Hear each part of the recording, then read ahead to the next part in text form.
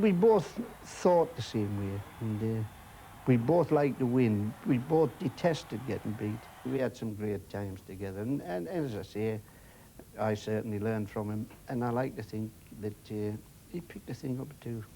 When Bill Shankly shocked everyone by resigning in 1974, Bob Paisley took over as manager with apprehension. I thought I would be judged on Bill's standards, and if anybody goes into life and you're judged on his work and that, then, you know, 9 times out of 10 you'll hit the deck. So it would be true to say you've surprised yourself, perhaps? Oh, well, in your wildest dreams, you couldn't even think of what happened here. I joked about it when I took over. I said, you know, I only hope I'm here long enough to win as many trophies as Bill, and I thought then I'd be about 99.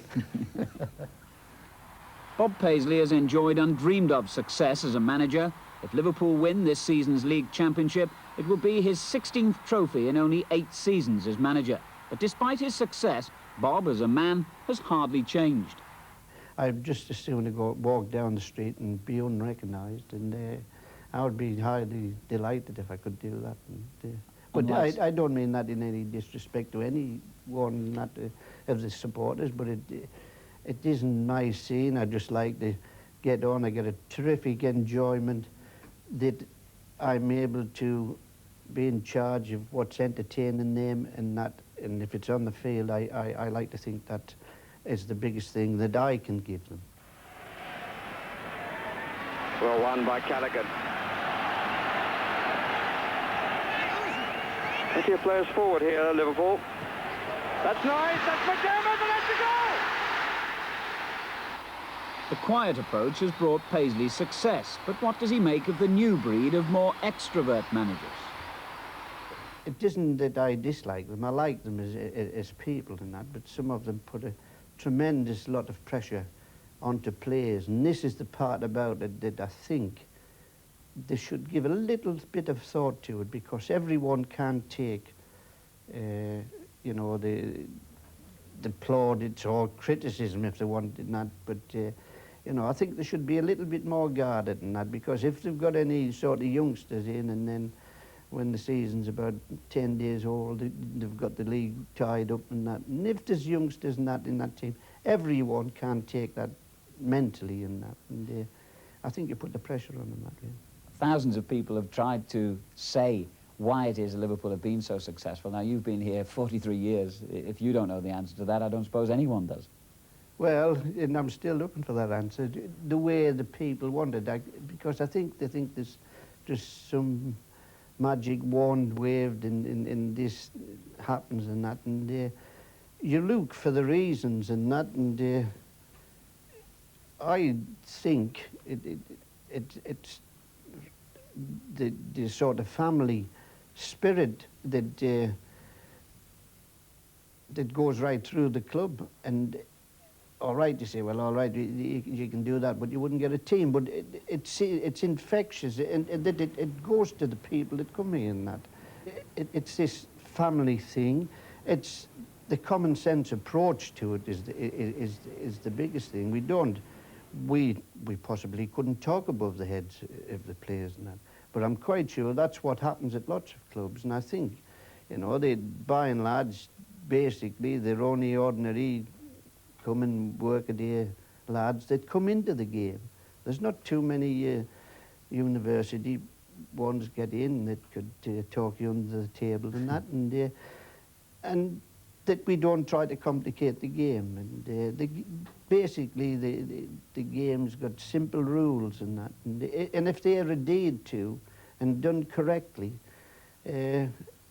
that's a good starting point. It all seems so simple. Why haven't people been able to repeat it?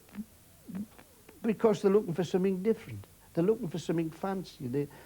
You know, there's some of the jargon's frightening. You know, you've got to get in round the back or something. The burglar instinct is probably, you know, and then you've got to be positive and more positive runs, and you're too negative. The electrician comes in, you know. But, you know, they just talk for that without any real depth of really what they're talking about. But the planning here is meticulous, isn't it? I mean, things like training and the fact that Liverpool don't have many injuries and are always going strong at the end of matches and the end of seasons, that's no accident. The common sense approach to it, you know, the training's looked into in as much as that they wouldn't leave the strength on the training ground and that and everything, and the individuals worked over and that and seeing what he can do. He just sees little things in your game, and he just has little words in your ear now and again and says maybe you should have gone a bit tighter to such and such a body or whatever. And you know, he must have seen so many games in his career, and he's just very good at things like that. I mean, even the likes of Kenny Dalglish and people like that, he still says little things to them about their game, which helps improve us all. Neil. Johnson, first time to McDermott, Dalglish, and that's through. We want a long-term effort, and if we can keep the long-term stuff going on youngsters and that, then you've got a chance of continuity and success. I suppose you've reached the stage in life and in your career where a lot of men in other walks of life will be thinking about retirement. Do you? Well, obviously, you've got to think that way, but the one thing that's got to be foremost in my mind, that I don't lose my appetite there. I would try to go on as long as I could. I've got about 18 months to do in the contract and that.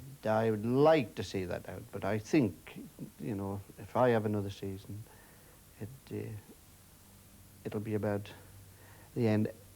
That's what I wouldn't want to do. If I thought I was losing my appetite, and then I would be letting everybody down. And I say to him, you've got to think it out well, what you're going to do before you retire, because you can't just sit around the house and you can't go racing all the time.